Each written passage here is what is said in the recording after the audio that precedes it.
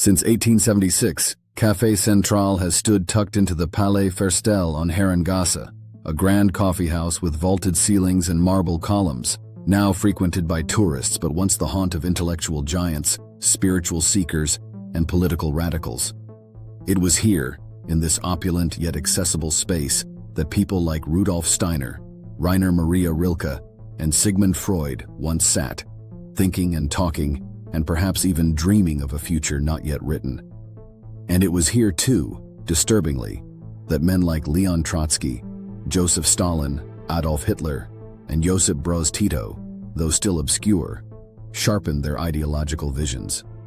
At the time, none of them could have fully known the roles they would come to play, some building new possibilities for the human spirit, others leading millions into shadow.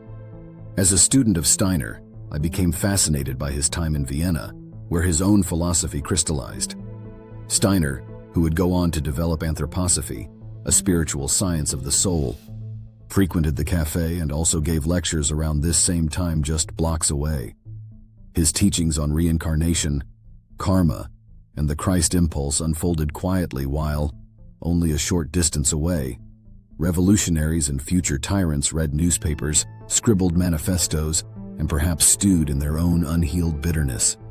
Steiner believed that the human being was evolving, capable of awakening to a higher consciousness and reshaping society through spiritual insight.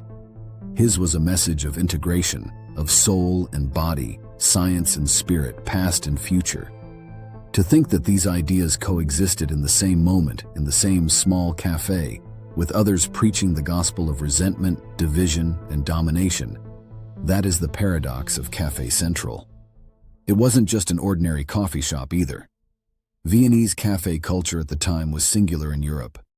A single cup of coffee could earn you hours at a table, access to every major newspaper in multiple languages, and endless conversation with thinkers, wanderers, and radicals. Café Central was perhaps the most intense of these intellectual salons. The writer Peter Altenberg even had his mail delivered there. Karl Kraus, the acerbic satirist, was a regular. Sigmund Freud, though partial to other cafes, moved in the same orbit. As the Austro-Hungarian Empire teetered on the brink of collapse, the cafes of Vienna became both mirrors and amplifiers of a world losing its balance. But it's not just the intellectual intensity that lingers, it's the symbolic duality of good and evil. Steiner, with his emphasis on freedom, dignity, and the sacred individuality of the human being, can be seen as one of the spiritual forces of the age, a quiet emissary of light. His lectures weren't designed to conquer nations or overturn regimes, but to illuminate the inner life of the human being.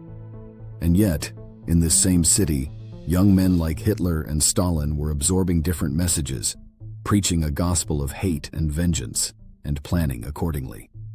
It's chilling to imagine Hitler brooding over newspaper clippings in the same space where Steiner was talking about the Christ as a being of love who could help redeem human evolution. The juxtaposition feels cinematic, as if some cosmic game of chess were being quietly played out. In hindsight, it's tempting to mythologize all this, to see Café Central not just as a historical place, but as a symbolic one, a battleground of destinies. On one end of the table, those seeking to elevate the human spirit, to cultivate beauty, insight, and harmony. On the other, those preparing to channel discontent into violence, to weaponize ideology, and reduce human life to numbers, slogans, and enemies. The cafe becomes almost archetypal, a stage on which history's deepest contradictions were not just theorized, but quietly embodied by men sitting only tables apart. Today, Café Central is polished and picturesque. Its pastries are famous, its tourists wide-eyed, and its story mostly told through brochures and walking tours. But underneath the patina of elegance, the ghosts still whisper. It remains a place where culture, ideology, mysticism, and evil once shared a cup of coffee. I imagine that if I had been there in 1910, just another face among the tables, which side would I have found myself on? I'd like to believe I would have sat near Steiner, listening quietly, notebook in hand. But history has a way of complicating such certainties. Maybe the better question is the one Café Central still poses to us all, quietly, insistently. Not which side we would have chosen then, but which side we are choosing now.